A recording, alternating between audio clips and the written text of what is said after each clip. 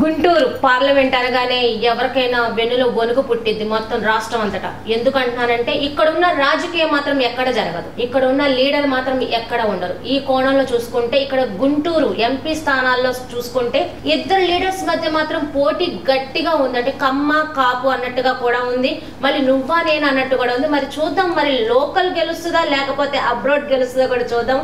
చేసే ముందు ఇప్పుడు మనకున్న వైఎస్ఆర్సీపీ మెంబర్ ఆఫ్ పార్లమెంట్ అభ్యర్థిగా పోటీ చేయబోతున్న కిలారి రోసయ్య గారితో మన స్పెషల్ ఇంటర్వ్యూ. నమస్తే అండి సార్. మీ గురించి అడగడం కంటే ఒకటైతే డైరెక్ట్ గా అడిగేస్తా, మీకు కిలారి రోసయ్యకి సమఉజ్జిగా పోటీ ఇస్తుంది మాత్రం పెమ్మసాని చంద్రశేఖర్, కిలారి రోసయ్యకి భయం పడుతుందట.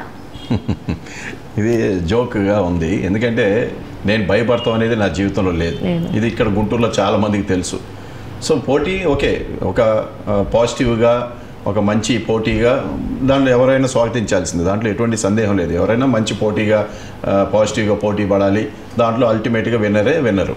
సో నేనైతే బలంగా చెప్పగలను, స్థానికంగా ఇక్కడ ఉన్న ప్రజలతో నాకున్న సత్సంబంధాలు, మా తండ్రి గారి దగ్గర నుంచి నేను వ్యాపారపరంగా ఇక్కడ ఉన్న గుంటూరు పార్లమెంట్లో కానీ, గుంటూరు టౌన్లో కానీ, లేకపోతే పొన్నూరులో కానీ అందరితో సత్సంబంధాలు ఉన్నాయి. నేనేంటి, నా వ్యక్తిత్వం ఏంటి, నేను ఎలా పనిచేస్తాను అనేది అందరికీ తెలుసు కాబట్టి నేను గెలుస్తాననే ధీమాలో ఉన్నా. మరి పెమ్మసాని చంద్రశేఖర్ గారు నా మీద బ్లాక్ మార్క్ లేదు, నేను ఒక వైట్ పేపర్ అని కూడా చెప్తున్నారు. ఇవాళ రాజకీయాలు వచ్చాడు కాబట్టి తెలిసింది రేపటి నుంచి. ఎందుకంటే ఇవాళ కొత్తగా వచ్చిన వాళ్ళు అందరికీ అట్లానే అనిపిస్తుంది. ఇప్పుడు నేను కూడా వచ్చినప్పుడు అట్లానే ఉంది. కానీ ఏంటంటే రాజకీయాల్లో ఓరవలేరు ఎక్కువ మంది. ఇప్పుడు నేను ఏదైతే రాజకీయాలు వచ్చి పొన్నూరు నియోజకవర్గంలో అభివృద్ధి వైపు పయనించానో, 35 సంవత్సరాలు ఆ నియోజకవర్గంలో అభివృద్ధి కార్యక్రమాలు అనేది జరగకుండా మూలబడిపోయిన నియోజకవర్గం అది. అలాంటి నియోజకవర్గం టీడీపీ కంచుకోటగా పేరుగాంచే నియోజకవర్గాన్ని ఇవాళ నేను గెలిచి అభివృద్ధి పయనిస్తా అన్నా. సో ఆ అభివృద్ధి ఇవాళ చేసేప్పటికీ ఓరవలేక ఉన్నాడు అక్కడ టీడీపీ నాయకుడు. ఓరవలేక బురదేసే కార్యక్రమం పెద్ద ఎత్తున చేస్తూ ఉన్నాడు.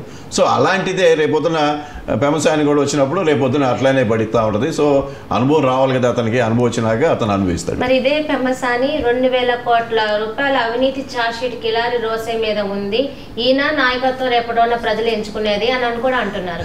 స్క్రిప్ట్ రీడింగ్ చదువుతా ఉన్నాడు. అతనికి ఏంటంటే అది తెల్ల పేపర్ అన్నాడు, మరి 2000 కోట్లు ఏ విధంగా లెక్కేశాడు. సో స్క్రిప్ట్ రీడింగ్ ఎవరు కాగితం ఇస్తే అది చదివి చెప్పే ఇది. సో ఇవాళ కిలారి రోసయ్య గురించి మిర్చియార్డ్లోనో పొన్నూరు నియోజకవర్గం వెళ్తే చెప్తారు. సో అదే ఎవరైతే కాగితం ఇచ్చాడో అతని గురించి అతను తెలుసుకుంటే ఎంతవరకు వాస్తవాలు ఉంటాయో అతను తెలుసుకుంటాడు. సో వాస్తవాలు తెలియని మనిషి పాపం కొత్తగా వచ్చాడు, ఎన్ఆర్ఐ. సో అక్కడికి ఇక్కడికి నక్కకి నాగలవుతాం తేడా ఉంది. సో అతను ఇక్కడ స్థానికంగా ఏం కావాలనేది ఈ రోజుకి మనం చూసాం. సో అతని పరిజ్ఞానం ఎంతవరకు ఉందో మనకు క్లియరిటీగా అర్థమైంది. సో నేనైతే ఒకటే చెప్తా ఉన్నా, స్థానికంగా ఇక్కడ ఉన్న సమస్యలన్నీ పూర్తి అవగాహన ఉన్నది. నేను ఇవాళ నిన్న వచ్చినవాడు కాదు కాబట్టి నేను కూడా ఎన్నో ఎలక్షన్స్ చూశాను. స్థానికంగా వ్యాపారపరంగా అన్ని ప్రాంతాల్లో తిరిగిన వాడిని కాబట్టి ఇక్కడ ఉన్న పరిచయాలు, ఇక్కడ ఉన్న స్థానిక సమస్యలన్నిటి కూడా గట్టెక్కించడానికి, అవన్నీ కూడా పూర్తి చేయడానికి, ప్రజల్లో మన్నలు పొందడానికి నేనైతే కృషి చేస్తాను. మీరు ఇక్కడ ఎంపీగా అంటే రావాలనుకుంటున్నారు, మీకంటూ కొన్ని టార్గెట్స్ ఉంటాయి కదా, కొన్ని అంశాలు ఏమైనా ఉన్నాయా ఇవి చెయ్యాలి అని? ఎస్, ఇక్కడ గుంటూరు ఎంపీగా గెలిస్తే ఈ ప్రాంతంలో ఏదైతే నేను పొన్నూరు గెలిచిన తర్వాత ఎంతో అభివృద్ధి కార్యక్రమాలు చేపట్టాను, కష్టపడ్డాను. 5 సంవత్సరాలు రెస్ట్ అనేది లేకుండా, ఒక ఎమ్మెల్యేగా రెస్ట్ అనేది లేకుండా పొన్నూరు నియోజకవర్గంలో అభివృద్ధి కార్యక్రమాలు చేశాను. ఇవాళ నాకు ఒక సాటిస్ఫాక్షన్, బాగా చేశాను, ఒక ఇది నాకు ఉంది, ప్లస్ ప్రజల్లో కూడా ఉన్నది. అదేవిధంగా గుంటూరు పార్లమెంట్లో 10 సంవత్సరాల నుంచి తెలుగుదేశం పార్టీ మెంబర్ ఇక్కడ గెలిచి ఏ ఒక్క కార్యక్రమం చేపట్ల, ఏ ఒక్క కార్యక్రమం ఎక్కడ చేశారు? ఎవరైనా ఒక్కటి చెప్పానండి. పొన్నూరు అదే గుంటూరు పార్లమెంటు మెంబర్ 10 సంవత్సరాలుగా ఇదిగో ఇది ఇతని వల్ల తీసుకొచ్చాడు ఒక్కట్లేదు. సో కేంద్ర ప్రభుత్వం నుంచి ఎన్నో అవకాశాలు ఉన్నాయి ఇవాళ రాష్ట్ర ప్రభుత్వానికి తీసుకురావడానికి, గుంటూరు పార్లమెంట్లో తీసుకురావడానికి. రాష్ట్ర ప్రభుత్వమే కాకుండా పార్లమెంట్ నిధులు ఎన్నో రకాలు ఉన్నాయి. రైల్వే బ్రిడ్జెస్ ఉన్నాయి, ఇవాళ ఓవర్ బ్రిడ్జెస్ ఉన్నాయి, అండర్ గ్రౌండ్ బ్రిడ్జెస్ ఉన్నాయి, లేదు అండర్ గ్రౌండ్ డ్రైనేజ్ ఉంది, ఫ్లైఓవర్స్ ఉన్నాయి, లేదు కేంద్ర ప్రభుత్వం నుంచి రావాల్సిన నిధులు ఏదైనా ఉంటే అగ్రి ప్రాసెసింగ్ ఇండస్ట్రీస్ ఉన్నాయి, నాబార్డ్ లోన్స్ ఉన్నాయి, ఇరిగేటెడ్ కెనాల్స్కి, డ్రైనేజ్ సిస్టమ్స్కి, ఇట్లా ఎన్నో రకాలు ఉన్నాయి. ఇవాళ నాకు కూడా ఒక ఎమ్మెల్యేగా 5 సంవత్సరాలు చేసిన తర్వాత ఒక అనుభవం వచ్చింది. ఇది వర్క్ చేయాలంటే ఏ డిపార్ట్మెంట్ని మనం కన్సర్న్ చేయాలి, ఏది చేయాలంటే కేంద్ర ప్రభుత్వం నుంచి ఏది రావాలి, రాష్ట్ర ప్రభుత్వం నుంచి ఏది రావాలి, ఒక పూర్తి అవగాహన ఉంది. ఇలాంటివి లేకుండా అతను మాట్లాడుతూ ఉన్నాడు. సరే, అది ప్రజలు గమనిస్తారు. ఇదే 10 సంవత్సరాల నుంచి చేసిన పాత ఎంపీని అణగదొక్కడానికి వైఎస్ఆర్సీపీ జగన్మోహన్ రెడ్డి తన బిజినెస్ మీద దెబ్బ కొట్టడం వలన ఇంతవరకు ఎక్కడ 1 రూపాయి అవినీతి చేయని గల్లా జయదేవ్ పక్కకి వెళ్ళిపోవడానికి కూడా, సైలెంట్గా ఉండడానికి కూడా కారణం ఇదే అని పెమ్మసాని గారు కూడా అంటున్నారు. అదే వాళ్ళకి ఏంటంటే వాళ్ళు చేయలేంది ఎదుటోడు చేస్తే వరలేరు. ఇవాళ అతను ఇండస్ట్రీ పెట్టాడు, అమరాన్ ఇండస్ట్రీ అని ఉంది జయదేవ్ గారికి. ఓకే, కష్టపడి వాళ్ళు ఇండస్ట్రీ ఫామ్ చేసుకున్నారు, దాన్ని ఎవరు కాదను. ఇవాళ ఇక్కడ ఈ ప్రాంతంలో ప్రజలకి ఏం చెప్పారు, ఒక ఇండస్ట్రీ పెడతాను, వేలాది ఉద్యోగాలు కల్పిస్తానని చెప్పాడు. ఏమైపోయాడు? ఒక ఇండస్ట్రీ పెట్టలా, చిన్న మైనర్ స్మాల్ స్కేల్ ఇండస్ట్రీ కూడా పెట్టలా. అది ఏం ఉద్యోగాలు ఇచ్చాడు? ఇండస్ట్రీ పెట్టే దాంట్లో ఏ ప్రభుత్వం కూడా ఎక్కడ కూడా ఎవ్వరు కూడా అడ్డుపడరు. ఎందుకంటే ఉద్యోగ కల్పన అవకాశాలు ఉన్నప్పుడు ఇంకెక్కడ కూడా ప్రభుత్వం ఎక్కడ, జగన్మోహన్ రెడ్డి గారు ఎక్కడ చేయలే. వాళ్ళ ప్రాంతం ఏంటంటే ఏదైతే వాళ్ళు ఈ రాష్ట్రంలో నెలకొల్పాల్సిన ఇండస్ట్రీని తీసుకెళ్ళి హైదరాబాద్లో పెట్టాడు. నువ్వు ఎందుకు వచ్చి నేను ఇక్కడ ఇండస్ట్రీ పెట్టదలుచుకున్నాను, ఇక్కడ ఏంటో పెట్టలేకపోయాను, రాష్ట్ర ప్రభుత్వం నన్ను వ్యతిరేకించింది అన్న మాట ఎందుకు చెప్పలేకపోయాడు? సో ఇది అంటే వాళ్ళ స్వలాభాల కోసం ఎక్కడికైనా వెళ్తారు. అందుకనే ఈ బడా వ్యక్తులు ఎవరైతే బాగా డబ్బున్న వ్యక్తులు, పారిశ్రామికవేత్తలు, బాగా డబ్బులున్న వాళ్ళు ఎప్పుడు కూడా సామాన్య ప్రజలకు ఎక్కడ కూడా వాళ్ళ కష్ట నష్టాలు వాళ్ళకి తెలియవు. వాళ్ళ స్వలాభమే తప్ప వాళ్ళు పరిశ్రమలో ఏదైతే బడా పరిశ్రమలకు వాళ్ళ లబ్ధి చేకూర్చుకుంటారే తప్ప స్థానికులు లేకపోతే సామాన్య ప్రజల గురించి ఎప్పుడు కూడా ఆలోచించారనేది వాళ్ళు ప్రూవ్ చేశారు.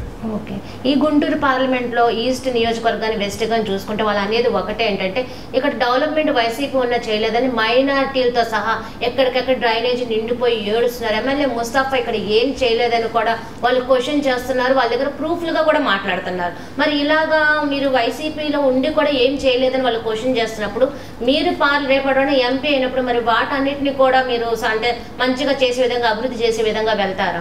ఇవాళ ఏంటంటే ప్రతి చోట కూడా ఎక్కడన్నా సరే ఒక కార్మికుడు, శానిటరీ కార్మికుడు అందుకోలేకపోతే దాన్ని కూడా తప్పుదమ్ముగా చూపిస్తూ ఉన్నారు. ఇవాళ చూడండి, గుంటూరులో గత 10 సంవత్సరాల క్రితంకి ఇప్పటికీ ఎంత తేడా ఉంది. ఇవాళ ప్రతి చోట ఎక్కడన్నా సరే అండర్గ్రౌండ్ డ్రైనేజ్ సిస్టమ్ తెలుగుదేశం హయాంలో తవ్వేసి, రోడ్లు అడ్డగోళంగా తవ్వేసి underground drainage system central government funds తీసుకొచ్చి దాన్ని పూర్తి చేయలేకపోయారు.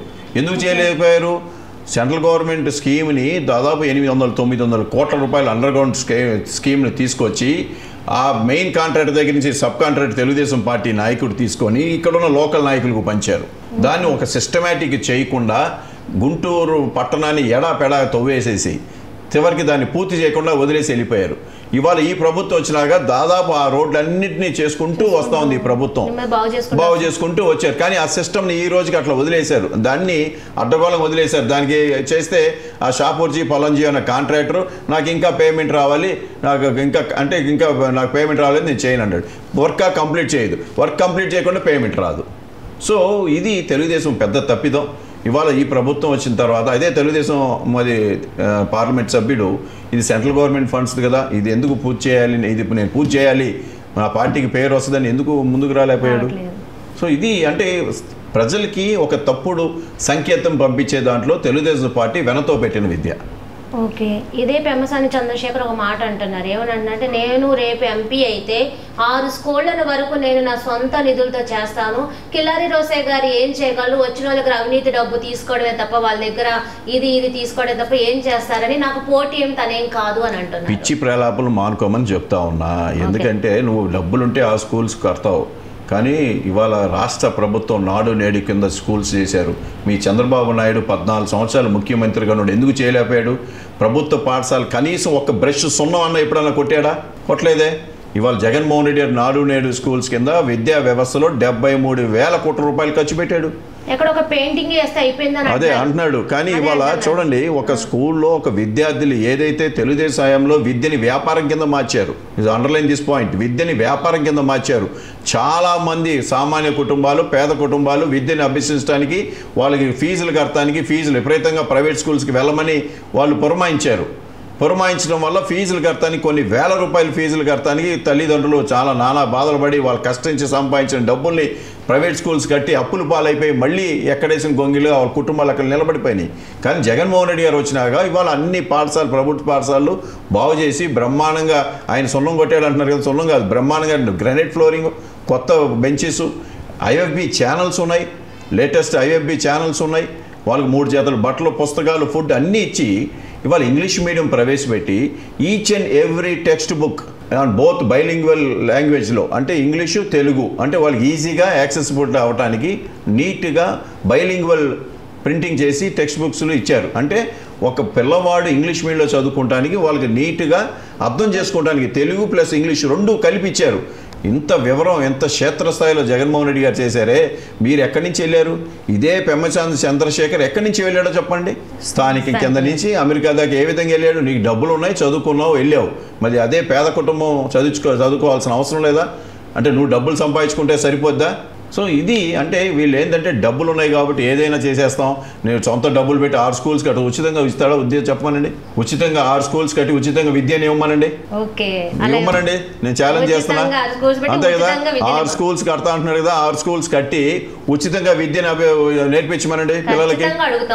లేకపోతే ఎన్ని ఉట్టి కబుర్లు ఎవరికి చెప్తారండి? ఎవరు ఇప్పుడు మేము we know all the facts and figures. ఇవన్నీ మేము చెవిలో పువ్వు పెట్టుకోక కూర్చోలేదు. ప్రజలు మరీ అమాయకులు అనుకుంటున్నారు. నాకన్నా ఇంకా ఎక్కువ మాట్లాడగలుగుతారు ప్రజలు లోపలికి వెళ్తే. ఇప్పుడున్న గుంటూరు పార్లమెంట్లోనే 7 నియోజకవర్గ ఎమ్మెల్యేలు మీకు సహకరిస్తున్నారా? ఎస్, అందరూ ఇక్కడ మాకు వైఎస్ఆర్ కాంగ్రెస్ పార్టీ అందరూ ఒకే దీని మీద నడుస్తాం. దాంట్లో ఎక్కడా కూడా వ్యత్యాసం లేదు. ఇప్పుడు మీరు ఏదైతే గెలిచారో పొన్నూరు నియోజకవర్గం, ఇప్పుడు అంబటి మురళి గారు వచ్చారు. మరి ధూళిపాల నరేంద్ర అప్పట్లో మీకు పోటీ గట్టిగానే వారు కూడా జరిగింది. మరి మురళి గారు ఈసారి గెలుస్తారంటారు, ఓడిపోతా అంటారు? మీరు గెలిచిన నియోజకవర్గం 100% గెలుస్తారు. ఎందుకంటే 100% గెలిపించుకుంటాం. ఎందుకంటే అక్కడ జగన్మోహన్ రెడ్డి గారి సంక్షేమంతో పాటు నా ఒక అభివృద్ధి కార్యక్రమాలు తోడైని ఇవాళ ఒక బేస్, ఒక ప్లాట్ఫామ్ ఏర్పడింది పొన్నూరు నియోజకవర్గంలో. గతంలో తెలుగుదేశం హయాంలో ఆ ధూళిపాల కుటుంబం 35 సంవత్సరాలు ఉండి ఆ నియోజకవర్గాన్ని విస్మరించింది. అలాంటి నియోజకవర్గాన్ని ఇవాళ బ్రహ్మాండంగా పనిచేసాం. అదే ఒక బేసు. ఇవాళ ప్రజలందరూ గమనించారు, ఎస్ వీళ్ళు వచ్చినాక అభివృద్ధి సాధించింది అని. అందుకనే మేము బలంగా మళ్ళీ గెలుస్తాం. దాంట్లో ఎంపీగా మీరు గెలిచిన తర్వాత స్పెషల్ స్టేటస్ గురించి ఏమైనా మాట్లాడదలుచుకుంటున్నారా? ఎస్, ఇది స్పెషల్ స్టేటస్ అనేది రాష్ట్ర నాయకత్వం తీసుకున్న నిర్ణయం. దానికి నాయకత్వం ఏది తీసుకుంటే అది తీసుకున్నాం. ఎస్, ఆంధ్ర రాష్ట్రానికి కావాల్సిన నిధులు, ఆంధ్ర రాష్ట్ర అభివృద్ధికి కావాల్సిన అన్నిట్లో మేము తప్పకుండా ఫైట్ చేస్తాం. దాంట్లో ఎటువంటి సందేహం లేదు. ఇవాళ గుంటూరు పార్లమెంట్లో మ్యాక్సిమం గుంటూరు పార్లమెంటు అసలు గుంటూరే ఒక ప్రత్యేక గాంచిన సిటీ. ఇవాళ కమర్షియల్ సెంటర్. పూర్వం కమర్షియల్ రాకముందు విద్యా రంగంలో గుంటూరు టాప్. ఆ తర్వాత కమర్షియల్ మిర్చి, పత్తి, పొగాకు, అపరాలు ఒక పెద్ద సెంటర్. ఇది కమర్షియల్ సెంటర్ ఆఫ్ ఆంధ్రప్రదేశ్. అలాంటి కమర్షియల్ సెంటర్ని మరుగున పెట్టారు కదా తెలుగుదేశం పార్టీ వాళ్ళు. మరుగున పెట్టారు. 10 సంవత్సరాలు వాళ్ళు ఏం చేయలేకపోయారు కదా. ఇవాళ నేనే స్పైస్ బోర్డ్ మెంబర్గా ఉన్నప్పుడు ఇక్కడ స్పైస్ బోర్డ్ ల్యాబొరేటరీ తీసుకొచ్చాను. స్పైస్ బోర్డ్ రీజనల్ ఆఫీస్కి నేను కృషి చేశాను.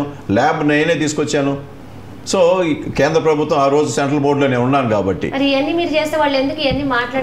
వాళ్ళు ఇప్పుడు తెలుగుదేశం పార్టీకి వెనతో పెట్టిన విద్య అంటే అబద్ధాలు ఆడటం.